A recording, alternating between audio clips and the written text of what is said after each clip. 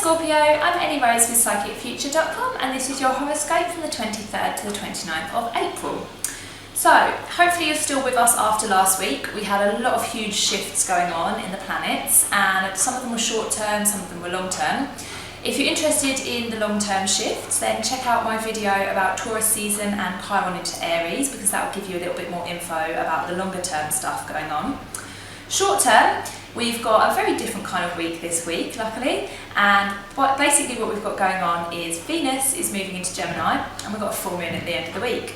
So Venus into Gemini is going to help us to connect with our loved ones and connect with people at work, connect with family and friends, and hopefully help us to see eye to eye on certain things. So Gemini is an air sign, it's very light-hearted and curious and intellectually stimulating.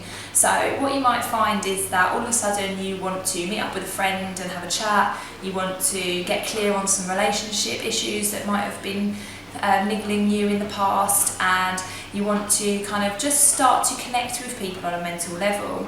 So if that means that you have to schedule some time out to connect with people that you haven't spoken to in a while, or to spend some time with your family members, maybe you see them every day but you don't really ever sit down and actually talk to them properly, and this is a really nice week for that, and it will make you feel really good if you do manage to schedule that in. So then at the end of the week we've got full moon in Scorpio in your sign, and that's also trine with Neptune. So this is a very deep time this weekend, and if managed correctly it can be a really nice transformative time.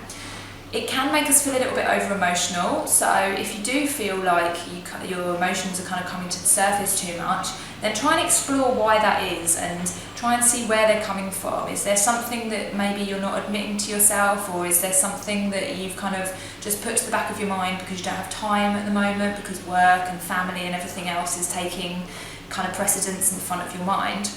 Then actually these emotional things are trying to tell you something, and the full moon is helping you to release all of that. So if you can kind of do some digging, do some soul searching, maybe you need to do a bit of journaling, or need to have a bubble bath, or need to go and meditate or something to figure out what's going on, then actually this can be a really good time to kind of release all of that stuff and to let go of any negativity with the energy of the full moon. So hopefully you'll be alright with all of that. I'm sure you will. You're naturally watery, creative and sensual sign anyway, so you should be able to feel this energy in a way that's quite familiar to you. But if you don't, then just do one of the things like I mentioned, like do something that kind of feels like TLC, it feels like it's looking after yourself and it's kind of going deep, and kind of just asking yourself like what is wrong and what do I need right now? And then hopefully you should be fine with all of that. So I hope to see you in next week's videos, and have a great week. Much love.